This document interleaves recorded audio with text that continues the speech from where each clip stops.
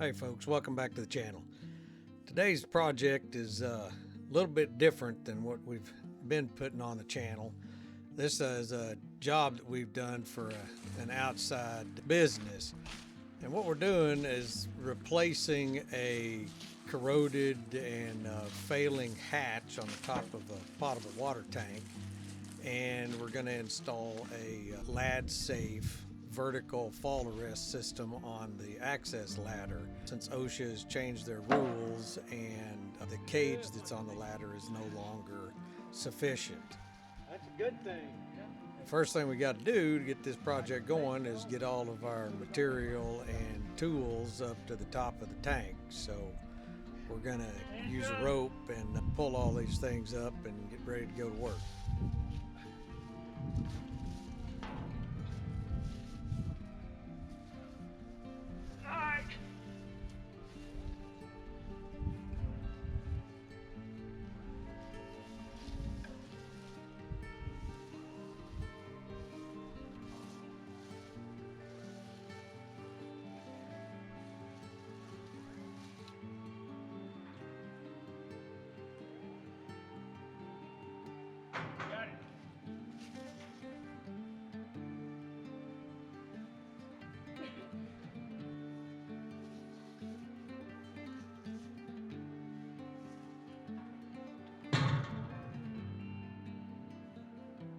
Slack.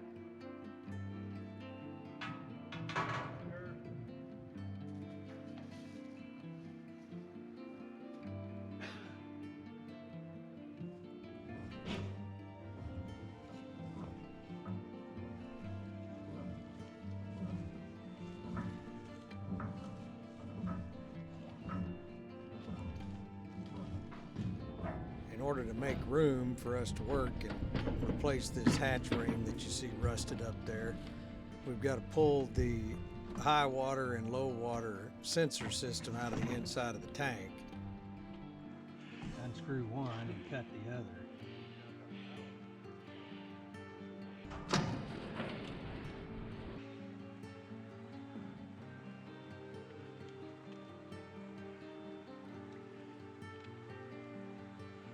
Those holes drilled in there is part of the reason this one rusted out. More likely.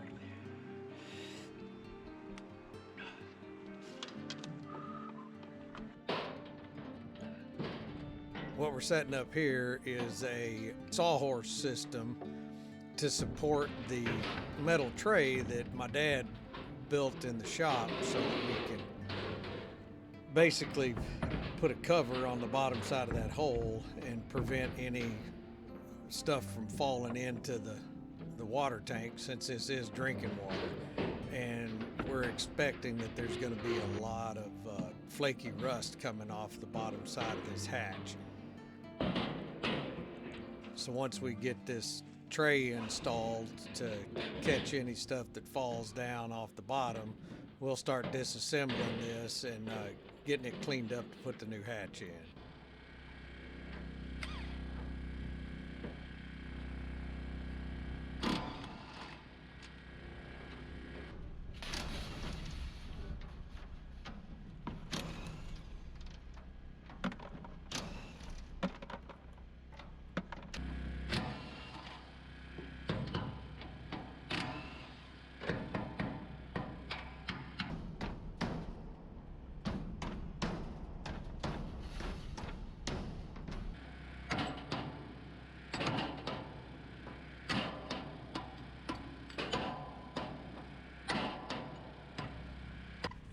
Once we got all this stuff loose and we had a bunch of rust in there, we're going to vacuum everything up to keep the work site clean. And here we're trying to knock as much large rust and flakes and stuff loose as we can to get it cleaned up.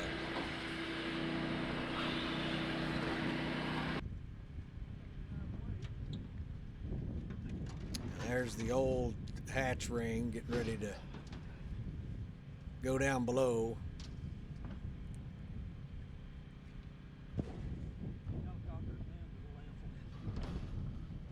And this is the old lid. It was actually in a lot better shape than the ring because it didn't have any holes drilled in it to let that conduit go in, so the chlorine hadn't eaten it up as bad. And you can see what this stuff looks like. The damage you see done to it is... See, I'm not seeing one or two places in those- that need anything done. In those corners. And that's the corners. And right there across that straight toward you.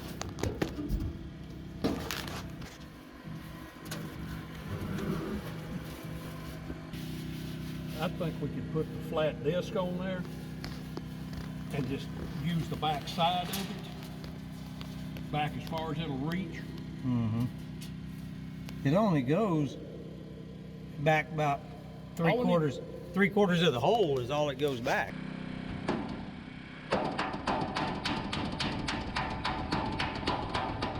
corrosion you saw there was primarily caused by the corrosive nature of chlorine.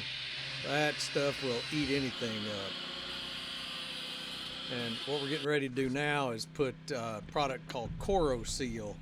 It's a rust converter and primer. It takes the red oxide and turns it into a black oxide, which stops the corrosion and provides a sealed surface. It protects it from further corrosion, and if you're going to paint something, it provides basically a primer coat over the rust. The stuff works really well. We've been using it in other water containment structures and dams for a long time, and my dad even uses it on car restorations. Now we're getting ready to reinstall or install this new hatch ring, and first thing we got to do is put these holes in it for the conduit to allow the water level sensor system to go back in. So what my dad's doing here is drilling and then deburring the holes. Oh, look at that.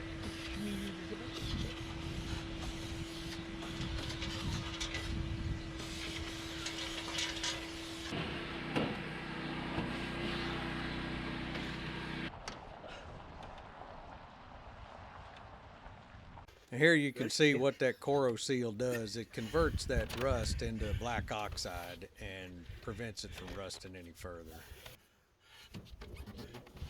If y'all are interested in this Corroseal product, I'll throw a link in the description down below.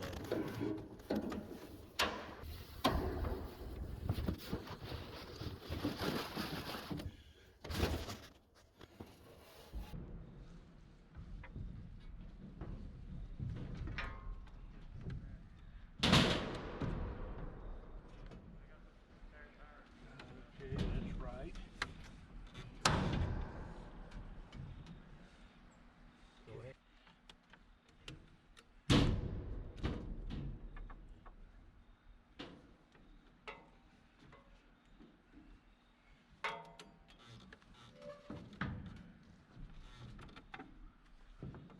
Okay, I got this side. I'm on that one. And on that one. Putting the new bolts in this hatch ring were kind of a pain because the gasket material is, it's a sealing surface, so it is pretty tight around the shanks of these new bolts.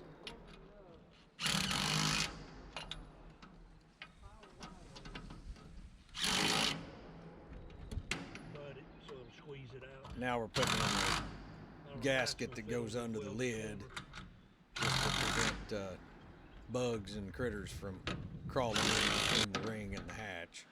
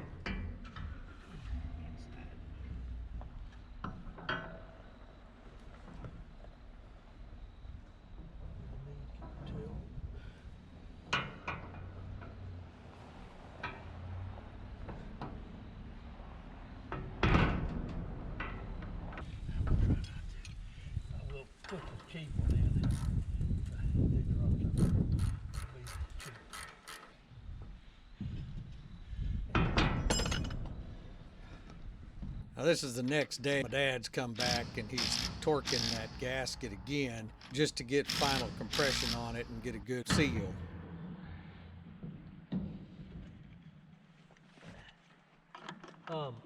When you bring this thing all the way over, you can move this lid around a little bit, but you can't get it set so at least one of them ain't gonna hit the freaking bolt and chip. All right, take this. Where we're putting in this right new around conduit, the O-ring. we're trying to keep the corrosion from starting again around those holes we had to drill to get the conduit in. So we're putting a pretty good quantity of silicone sealant around those fittings. And it's just pulling the wire in. Now once we get this wire pulled through the conduit, you'll see a guy in the background there. He's going to be spraying all of this stuff down with bleach, because since it is potable water, before we put it back in the water, we're going to have to sanitize. We pulled it off right through the hole. We're sanitizing it. Yeah. So that was Now I'm just trying to remember short how this side. wiring went back together.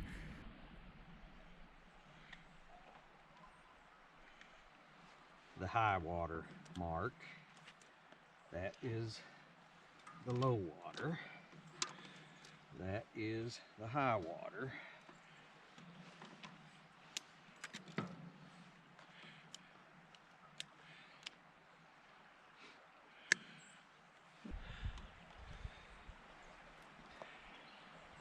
Hyzer on. You saw how much I cut off of this, Yeah, right? it's That corroded wire is back up in corroded there. back up in there.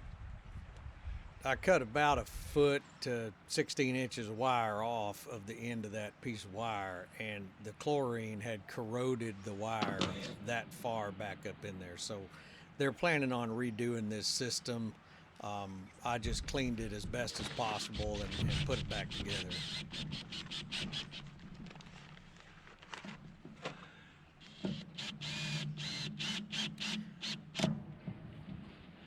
This next phase is where we're putting this Lad-Saf system in, and the first thing we've got to do is attach the pillar or attachment point for the top of the cable that runs down the face of the ladder. Do the top one first. You'll see that T-shaped notch in there, and that's where the top of the cable that you see hanging over my dad's head locks in. And it's a pretty simple system. It just attaches to the front of the ladder, and you use a slider on it. Right So if there. you lose your footing and start falling down, Of course I got your tag line will pull that slider locked tight, and the cable will keep you from falling.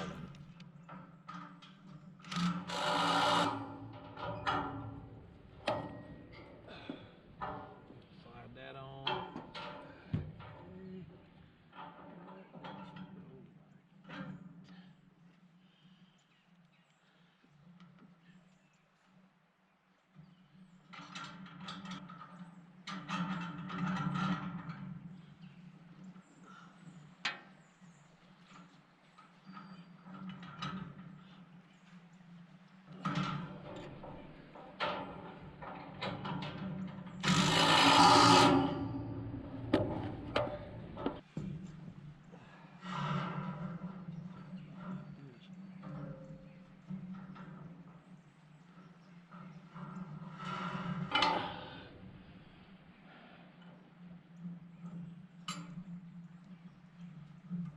Okay.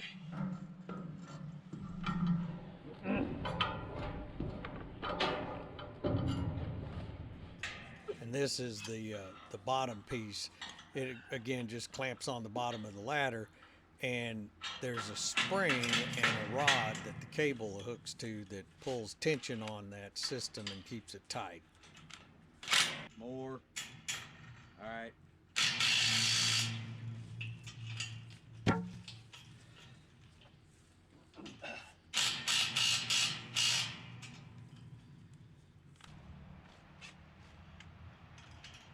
Now, the next thing we got to do is measure this cable, and then we're going to use a clamp tight tool that makes a wire clamp and put it on here. It's whipping the cable where we're going to cut it so that it doesn't fray. It's actually a pretty good tool. We use it a lot for hose clamps and doing stuff like this if we're cutting cable to keep it from unraveling. If y'all are interested in that tool, I'll put a link for that down below too. Like I said, we use it quite a bit.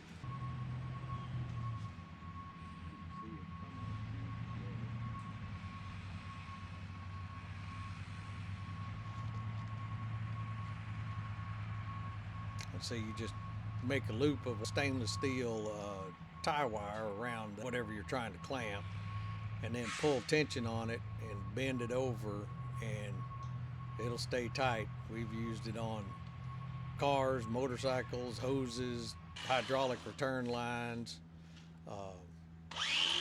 Pretty good system.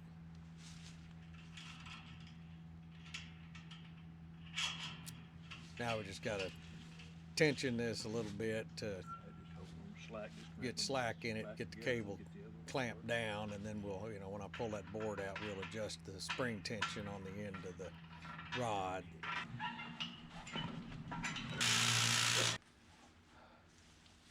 And about halfway up the ladder, there's a guide that this cable locks in. Just keeps it from whipping around. And at the end, you'll see me pulling the cable out of that guide so we can get enough slack to get that access hatch on the bottom of the ladder closed.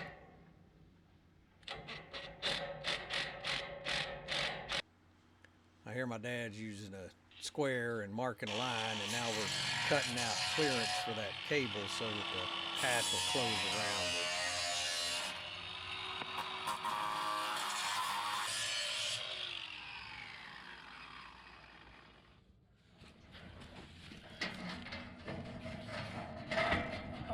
Okay, so that'll Now you sit got there. plenty of clearance. Since this hatch is galvanized, one of the things we've got to do is repair the galvanizing. You can tell when it's ready because it's zinc that's on the existing piece will start trying to melt. So what we've got to do is heat this stuff to In the case of this, about 700-800 the blue degrees will to show up. start melting the zinc that's on there, and then we're using basically a filler rod that's made of zinc to recoat that exposed metal and give it some weather protection.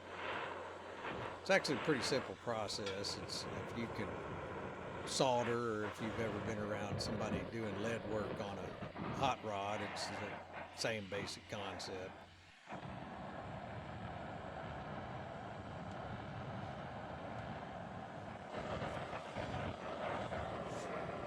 Just wiping off the excess.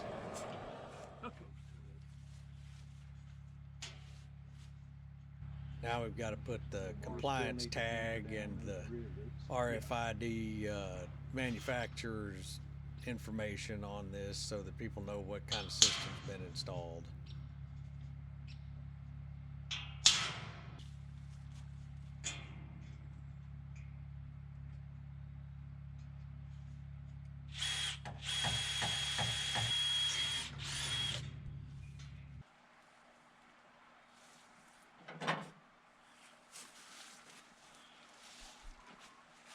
Like on my other videos, if y'all are enjoying our content and you like what we're doing, please hit the like button and subscribe and share with your friends. And if you have any questions about what we're doing or just want to converse a little bit, put a comment down below. I've worked pretty hard at answering the comments on these videos. And I know that people use their free time and they choose how to spend it. And if you're spending it watching our videos, I really appreciate it. So thank you very much. That is done.